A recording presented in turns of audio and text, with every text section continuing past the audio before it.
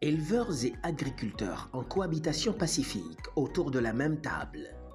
Désormais, la houe et la vache peuvent convoler en juste noces de paix dans les champs de la commune de Kéro.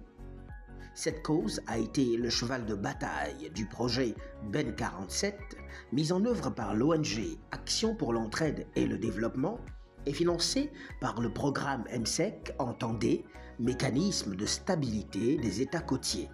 La fréquence des conflits entre agriculteurs et éleveurs a baissé dans la zone, et surtout avec la transhumance qui a repris tout récemment, bien sûr la transhumance à l'intérieur du pays, ou du moins interdépartement. Durant 5 mois, le projet Ben 47 s'est déployé en plusieurs actions allant des campagnes de vulgarisation du code pastoral aux travaux de matérialisation des couloirs de passage et des aires de pâturage. L'objectif est de limiter les risques de divagation du bétail et de destruction des cultures en vue de la cohésion sociale. À l'issue de la mise en œuvre, le présent atelier revient sur les résultats obtenus, engage le dialogue à propos des leçons apprises et identifie les défis persistants. Mais les résultats, c'est tout ce qui a été prévu, c'était quoi? C'était tout par rapport à la sécurisation d'une manière pilote de 20 km de couloir de passage.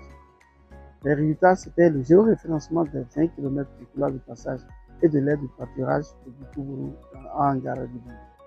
Les résultats, c'est le balisage de ces, comme je l'ai dit, de ces couloirs de passage aussi. Et les résultats aussi, c'est l'obtention des procès-verbaux de cession de ces espaces pastoraux qui montrent que la population a réellement, ces présumés propriétaires ont réellement cédé à la mairie ces espaces. Nous sommes déjà reconnaissants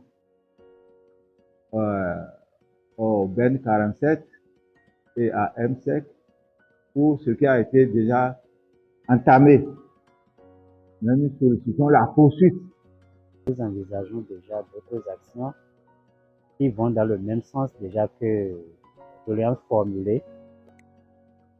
Le projet Ben 47 fait office de sésame vers la résolution des conflits récurrents entre éleveurs et agriculteurs dans la commune de Kéro. À l'avenir, les agriculteurs et les éleveurs sont motivés à participer activement aux initiatives de prévention et de gestion des conflits. Ils s'engagent à maintenir les pratiques de gestion des couloirs de passage et des zones de pâturage, assurant ainsi leur pérennité.